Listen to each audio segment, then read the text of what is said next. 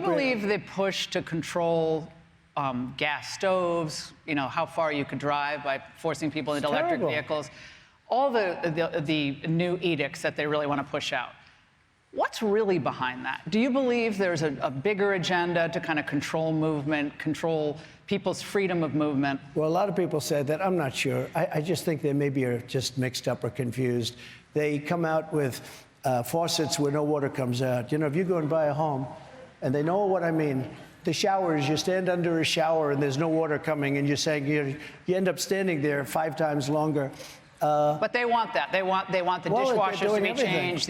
All of that is part of the agenda. So in Ohio, you have a great company that came to me, a dishwasher company, one of the biggest and finest companies, but they were going out of business. They said, we're not allowed to use water.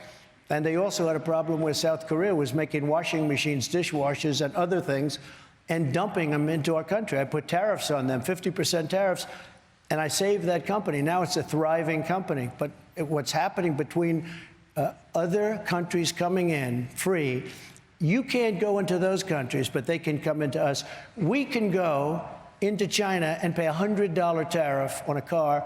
They used to come in here. Now, I put a 27.5% tariff on cars. That's the only reason their EVs are not swamping the United States. They're all over Mexico right now. The EV market is being cornered by China around the globe. We would be dead if I didn't put that tariff on. I was going to raise it to 50%. It's 27.5. Otherwise, you'd have everybody would be dealing, you know, not even a car they liked, but they'd be dumping them into our country. So what's happening now is China is going to Mexico and building massive automobile plants, and they think they're going to come in and just sell those cars from Mexico without a tariff into our country. Will that happen under Biden if he actually won a second term? Do you think your tariffs will be pulled off?